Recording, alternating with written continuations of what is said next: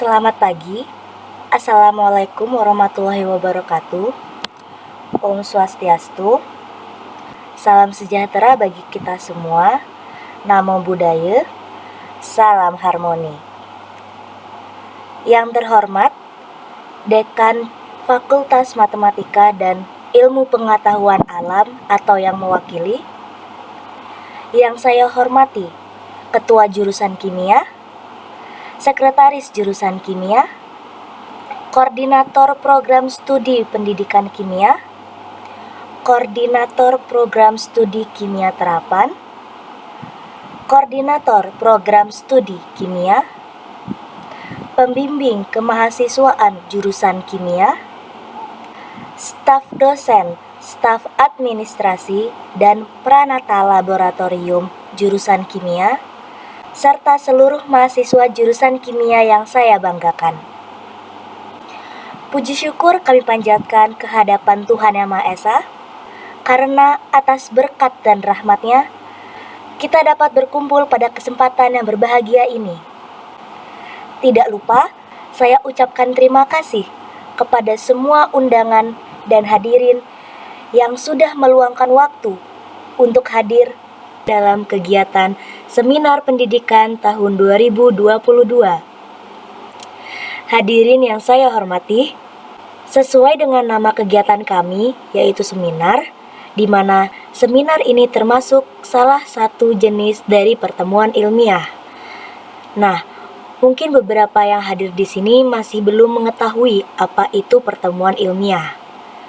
Mari kita mulai dari definisi pertemuan ilmiah. Pertemuan ilmiah yaitu suatu kegiatan bertemunya orang-orang pada suatu tempat yang telah ditentukan untuk membahas suatu topik yang berkaitan atau yang termasuk dalam kategori ilmu pengetahuan. Tidak hanya seminar, masih banyak jenis dari pertemuan ilmiah.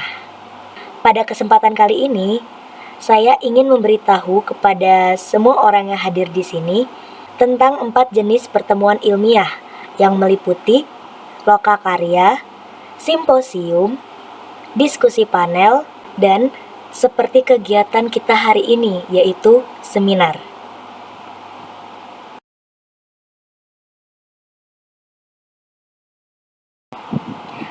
Yang pertama, lokakarya. Lokakarya adalah suatu acara di mana orang-orang berkumpul untuk memecahkan suatu masalah tertentu. Tujuannya untuk mencari solusi atas suatu permasalahan yang terjadi. Lokakarya juga biasa disebut dengan workshop, yaitu merupakan kegiatan yang dijadikan agenda rutin dalam kurun waktu tertentu, tetapi secara berkala. Misalnya seperti sebulan 2 kali, setahun 3 kali, seperti itu. Dan pembahasannya juga langsung bersama para ahli. Beberapa orang yang terlibat pada lokakarya ini biasanya adalah orang-orang yang berprofesi sebagai pendidik, manajer, pemimpin perusahaan, atau orang-orang yang ahli di bidang khusus. Ciri-ciri lokakarya. Yang pertama, permasalahan yang dibahas akan spesifik. Biasanya permasalahan ini datang dari para peserta yang hadir dalam kegiatan tersebut. Kedua, seluruh proses penyelesaian masalah biasanya dilakukan secara musyawarah atau observasi terhadap bidang keilmuan tersebut. Yang ketiga, untuk bisa berpartisipasi aktif, para peserta yang datang harus memiliki ide atau gagasan untuk mencari solusi bersama-sama. Selanjutnya ada simposium. Simposium adalah pertemuan dengan beberapa pembicara yang mengemukakan pidato singkat tentang topik tertentu atau tentang beberapa aspek yang berbeda tetapi berasal dari topik yang sama. Jadi, pembicara akan menyampaikan pidato pendeknya tentang suatu hal menurut pandangannya masing-masing.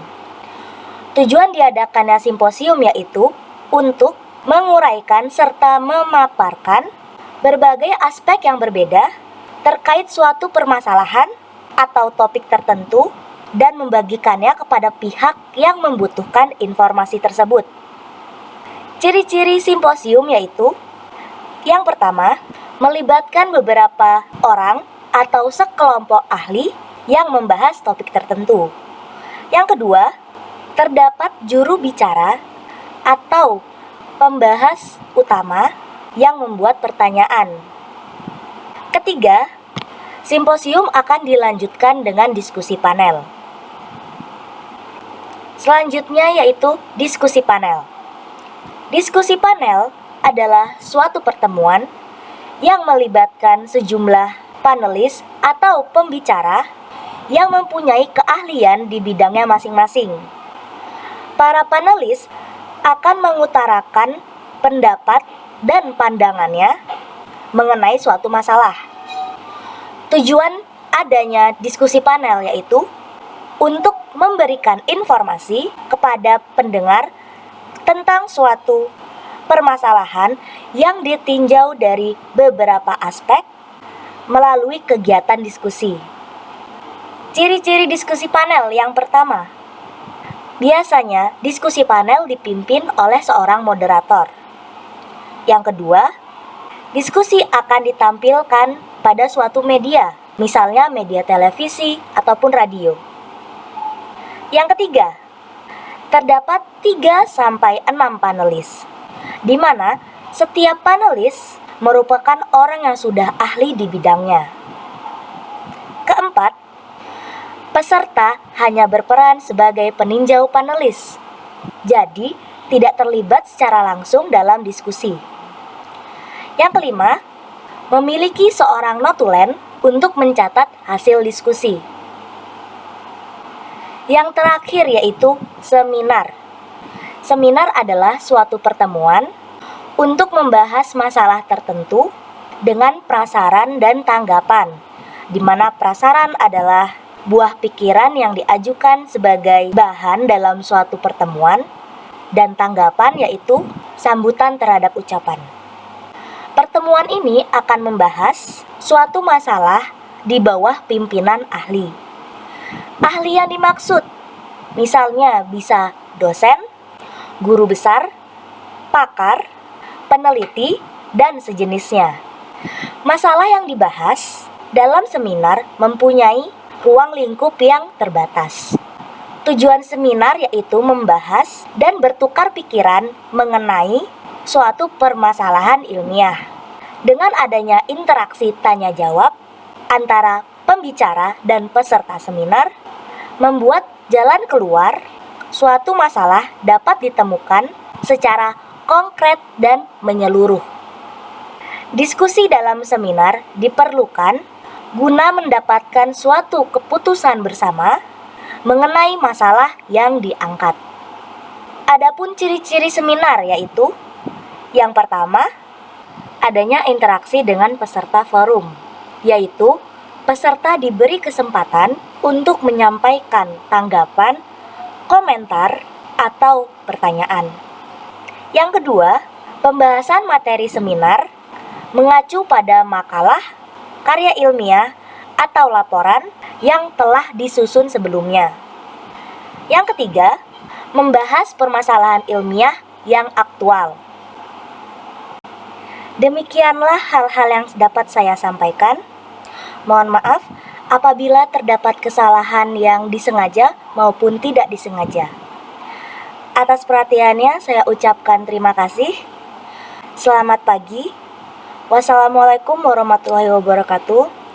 Om Santi Santi Santi Om. Salam sejahtera bagi kita semua. Namo Buddhaya, salam harmoni.